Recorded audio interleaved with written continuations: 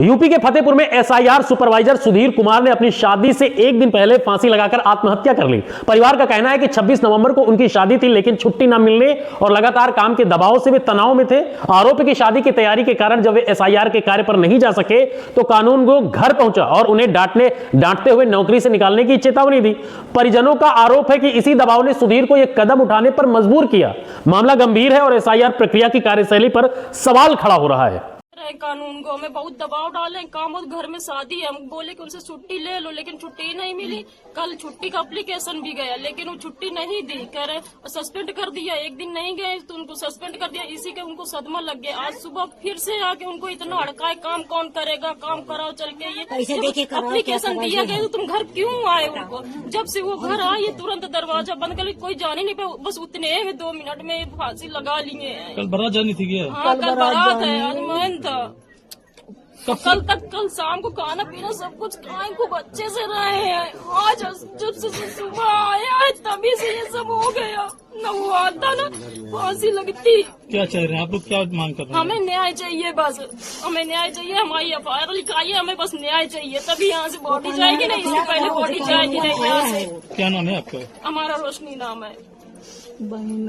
आप यार मान लीजिए कल को आपकी बहन भी हो सकती है, आपका भाई भी हो सकता है, मेरा पिता भी हो सकता है, वो हो सकता है। तो सर ये क्या दिक्कत आ रही है, हिंड्रेंस कहाँ आ रही है? भाई आप एक चीज बताओ ना,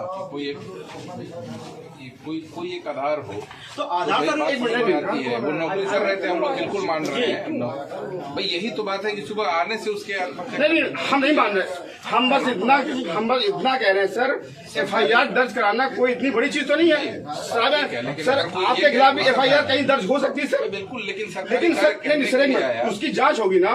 जब उसकी जांच होगी सर, आप एफआईआर लगा दीजिएगा सर, आप एफआईआर लगा दीजिएगा, खत्म कहानी। आपके हाथ में है। अब हम इतना भी कह रहे हैं, लेकिन आज एफआईआर दर्ज क्यों नहीं हो रही? बस एक चीज हम जानना अगर आपको लगता है कि आपसे नहीं होगा, डीएम साहब को बुला दीजिए। नहीं, डीएम नहीं सर, नहीं, कोई भी आवे, इनमें से कोई भी आदमी हिम्मत नहीं हारेगा सर। ये यूं ही बैठा रहेगा। आप लोग जिम्मेदार एक हमारी डिमांड है, बस एफआईआर दर्ज करने से ये भीड़ तुरंत खत्म हो जाएगी।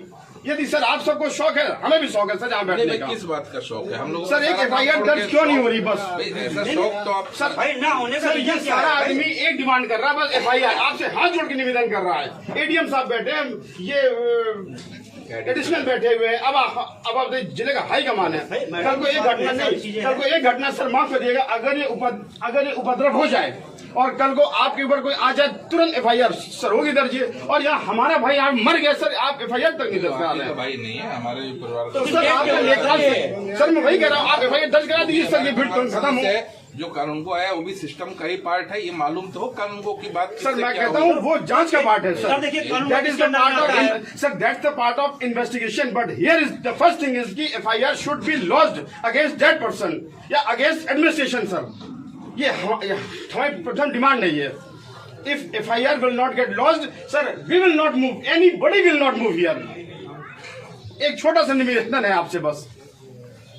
और आप लोग कानूनों को बुला नहीं पाए। नहीं, हमें चेहरा नहीं देखना भाई उसका, हमें चेहरा नहीं देखना उसका भाई। बताओ किसको देखना चेहरा? हमें एफआईआर चाहिए, हमें एफआईआर चाहिए बस। वो नहीं मिलेगा तो नहीं होगा बस।